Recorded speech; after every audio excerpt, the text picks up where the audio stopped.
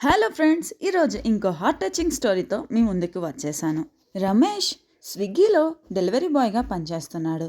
అయితే ప్రతి ఆర్డర్కి తన యొక్క చంటి బిడ్డ అయిన రాధాను వెంట పట్టుకుని తీసుకుని వెళ్ళేవాడు. అయితే చూసేవాళ్ళు ప్రతి ఒక్కళ్ళు రాజేష్ని తిట్టుకునేవాళ్ళు. అలానే కొందరు రాజేష్ యొక్క పరిస్థితిని చూసి జాలిపడేవారు. ఒకసారి ఎప్పటిలానే ఒక ఆర్డర్ వచ్చింది. ఆ ఆర్డర్ తన జీవితాన్ని మార్చేస్తుంది అని రమేష్కి కూడా తెలియదు. అసలు రమేష్ ఎవరు? 2 సంవత్సరాల చంటి బిడ్డను తీసుకుని స్విగ్గీలో డెలివరీ బాయ్గా ఎందుకు చేస్తున్నాడు? తన జీవితాన్ని మార్చేసిన ఆ ఆర్డర్ ఏంటి? ఇలాంటి చాలా డౌట్స్ ఉన్నాయని నాకు తెలుసు. మీరు ఈ వీడియో పూర్తిగా చూస్తే ఈ డౌట్స్ అన్నీ క్లియర్ అయిపోతాయని మీకు కూడా తెలుసు. ప్లీజ్ ఫ్రెండ్స్, ఇది నా 35th వీడియో అనమాట. కానీ నాకు సబ్స్క్రైబర్స్ లేరు. ప్లీజ్ ఫ్రెండ్స్, చూసిన ప్రతి ఒక్కరూ నా కోసం సబ్స్క్రైబ్ చేసుకోండి. రమేష్ బీహార్లోని ఒక ప్రాంతంలో తన యొక్క జీవితాన్ని గడుపుతూ ఉండేవారు. తను ఒక అమ్మాయిని ప్రేమించి వివాహం చేసుకున్నాడు. తన పేరు రాణి రమేష్ చాలా సంతోషంగా ఉండేవారు. అలానే వాళ్ళ జీవితంలో ఒక చిట్టి పాప దర్శనం అయింది. తన పేరే రాధ.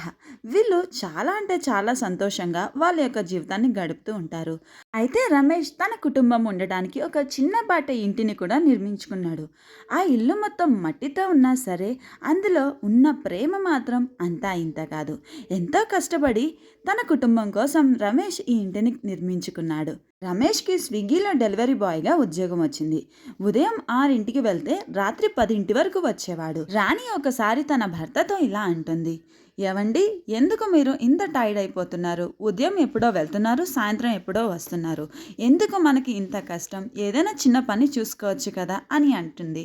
అప్పుడు రమేష్ ఇలా అంటాడు, లేదు, నా కూతురు భవిష్యత్తు ఎలా ఉండాలి అని మనం ఆలోచించామో దానికి తగ్గట్టుగానే నేను కష్టపడుతున్నాను అని అంటాడు. అయినా నా ఆరోగ్యం గురించి బాధపడకు, నువ్వు ఉన్నావు కదా చూసుకోవడానికి అని అంటాడు. నువ్వు పాప ఉన్నంత వరకు నాకు ఏమీ కాదు అని అంటాడు. అయితే ఒకసారి రాణికి చాలా అంటే చాలా జ్వరం వస్తుంది. బీహార్లో వాళ్ళు ఉండే ప్రాంతంలో మెడికల్ ఫెసిలిటీస్ లేకపోవడంతో తన భార్యను బైక్ మీద కూర్చోపెట్టుకుని వేరే ప్రాంతంలో ఉన్న హాస్పిటల్కి తీసుకువెళ్ళాడు. అయితే మార్గం మధ్యలో రాణి చాలా అనారోగ్యానికి గురవుతూ ఉంటుంది.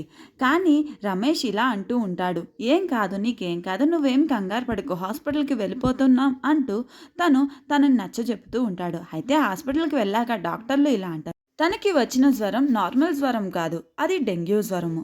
అయినా ఇప్పుడు మా చేతుల్లో ఏమీ లేదు, తనకి ఇవి చివరి ఘడియలు అనుకోవాలి అని అంటాడు. అంతే, రమేష్ చాలా బాధపడతాడు. చాలా సంతోషంగా ఉన్న మా ఫ్యామిలీలో సడన్గా ఇలా అవుతుందని ఎప్పుడూ అనుకోలేదు అని వాళ్ళిద్దరూ బాధపడుతూ ఉంటారు. అయితే చివరి క్షణాల్లో కూడా రాణి ఇలా అంటుంది రమేష్తో, మన పాపని చాలా బాగా చూసుకోవాలి, మనం కన్న కలలు గుర్తు ఉన్నాయి కదా, దానికి తగ్గట్టుగానే మనం మన పాపని చూసుకోవాలి, నేను చనిపోతాను కానీ ఎప్పటికీ నీ వెంటే ఉంటాను అని అంటూ ఉంటుంది. దాంతో రమేష్ చాలా ఏడుస్తాడు. అవే తన యొక్క చివరి మాటలు అవుతాయి. వాళ్ళ జీవితంలో ఉన్న వెలుగు వెళ్ళిపోతుంది. రమేష్కి ఏమీ అర్థం కాదు. కర్మకాండలు అన్నీ జరిగిపోతూ ఉంటాయి. రమేష్కి ఎవరూ లేరు. తన తల్లిదండ్రులు ఎప్పుడో చనిపోయారు. అలానే రాధా తల్లిదండ్రులు కూడా ఎప్పుడో చనిపోయారు. చుట్టాల దగ్గర పాపని ఉంచలేము. అలానే చుట్టుపక్కల వాళ్ళు కూడా ఎవరు చూసుకోవడానికి సిద్ధంగా లేరు. తన పాపని తన వెంటే ఉంచుకోవాలని నిర్ణయించుకున్నాడు. తన పాపని ఒక పాత క్లాత్తో తన వీపు పైన ఉయ్యాలలాగా కట్టుకుని తను స్విగ్గీ డెలివరీ బాయ్గా పనిచేస్తూ ఉన్నాడు. అయితే చాలామంది రమేష్ని ఇలా అంటూ ఉండేవారు, నీకు బంధువులు లేరా? కనీసం వాళ్ళ దగ్గరైనా పాపని వదిలి రావాల్సింది, ఈ ఎండలో పాపని ఎంత ఇబ్బంది పెడుతున్నావో అని అంటూ ఉండేవారు. మరికొందరు అయితే రమేష్ యొక్క గతాన్ని తెలుసుకుని జాలిపడేవారు.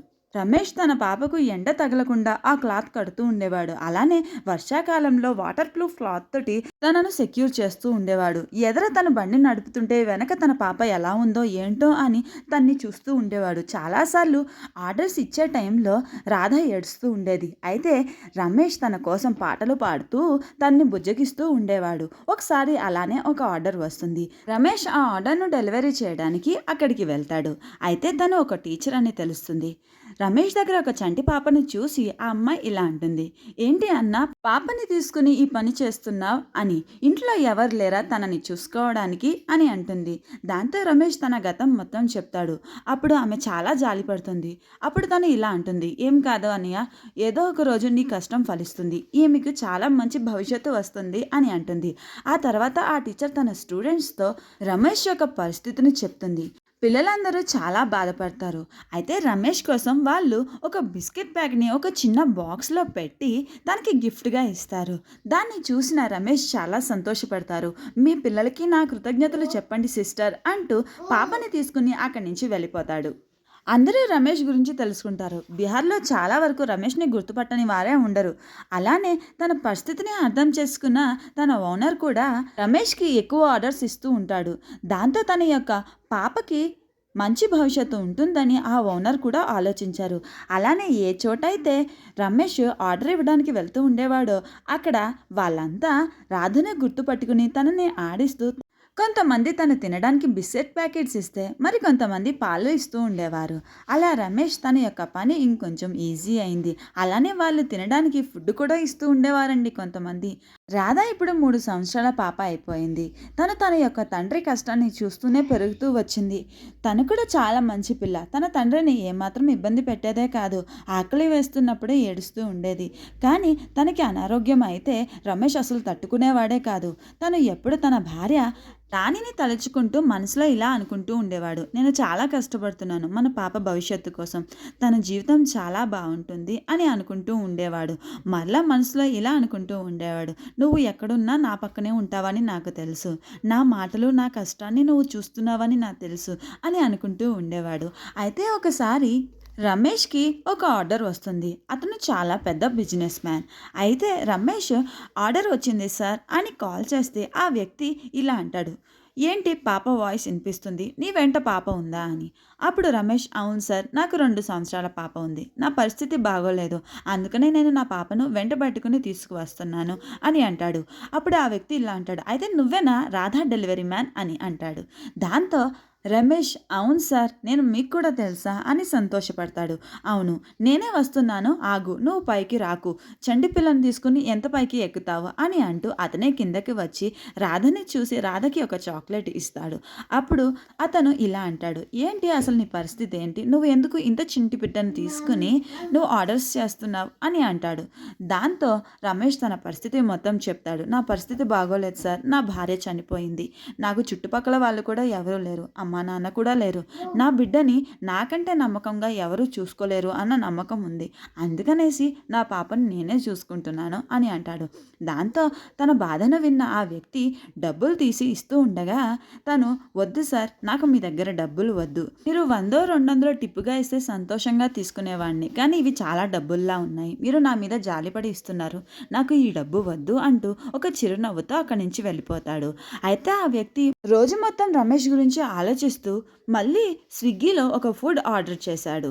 అయితే దాన్ని తీసుకుని మళ్ళీ రమేష్ వచ్చాడు. అప్పుడు రమేష్తో ఇలా అంటాడు, నేను ఒక బిజినెస్ పెడదాం అనుకుంటున్నాను బీహార్లోనే, ఒక పెద్ద రెస్టారెంట్, నేను నిన్ను ఒక పార్ట్నర్గా తీసుకుందామని అనుకుంటున్నాను, నువ్వు ఏమంటావు అని అంటాడు. దాంతో రమేష్ చాలా సంతోషపడతాడు. సార్, నిజంగానా, నా దగ్గర డబ్బులు లేవు సార్, నేను మీతో పార్ట్నర్షిప్ చేయడానికి అని అంటాడు. ఇప్పుడు ఆ వ్యక్తి, నేను నీకు లోన్ ఇస్తాను, నువ్వు కష్టపడి సంపాదించి ఆ లోన్ని నెల నెల కొంచెం కొంచెంగా కట్టయి అని అంటాడు. దాంతో రమేష్ తన యొక్క చేతులు పట్టుకుని, మీరు నాకు చాలా సహాయం చేస్తున్నారు సార్ అని కళ్ళలో నీళ్ళు తీసుకుంటారు. చూస్తూ చూస్తూ ఉండగానే ఒక పెద్ద రెస్టారెంట్ తెరుస్తారు. రమేష్ ఆ రెస్టారెంట్లో చాలా కష్టపడి చాలా మంచి పేరు తీసుకువస్తాడు. అలానే రాధా చూస్తూ చూస్తూ ఉండగానే పెద్దదైపోతుంది. తనని స్కూల్లో కూడా జాయిన్ చేస్తారు. రమేష్ యొక్క కష్టాన్ని చూసి, రమేష్ యొక్క హార్డ్ వర్క్ వల్లే ఆ బిజినెస్ అంత పెద్దది అయింది భావించిన ఆ వ్యక్తి ఇలా అంటాడు, ఈ రెస్టారెంట్ నీదే, ఇప్పటి నుంచి నువ్వే దీని యజమానివి అని అంటాడు. అంతే, రమేష్ చాలా సంతోషపడతాడు. అలానే చాలా చోట్ల కొత్త రెస్టారెంట్లను రీఓపెన్ చేస్తూ ఉంటాడు. అయితే చాలామంది నిరుద్యోగులకు ఉద్యోగాలు కల్పిస్తాడు. ఒకసారి రమేష్ తన రెస్టారెంట్ పైకప్పు మీద నిల్చుని గంగానది వైపు చూస్తూ ఇలా అనుకుంటాడు, రాణి, ఇప్పుడు నేను చాలా సక్సెస్ఫుల్ లైఫ్ని లీడ్ చేస్తున్నాను, చాలా కష్టపడ్డాను ఈ ప్లేస్లోకి రావడానికి, నువ్వు నా వెంట ఉంటే చాలా బాగుండు, కానీ ఏం చేస్తాం, ఆ భగవంతుడు నేను తీసుకెళ్ళిపోయాడు, కానీ నీ ప్రతిరూపం అయిన నా రాధను నేను చాలా బాగా చూసుకుంటున్నాను, రాధని స్కూల్లో కూడా జాయిన్ చేశాను అని అనుకుంటూ కళ్ళల్లో నీళ్ళు తెచ్చుకుంటాడు. ఇదండి రమేష్ స్టోరీ. అయినా నేను ఈ స్టోరీలో కొన్ని తప్పులు చేశాను, అదేంటో మీరు నాకు కామెంట్లో చెప్పండి. అలానే ప్లీజ్ అండి, ఈ వీడియోని లైక్ చేయడం మర్చిపోవద్దు.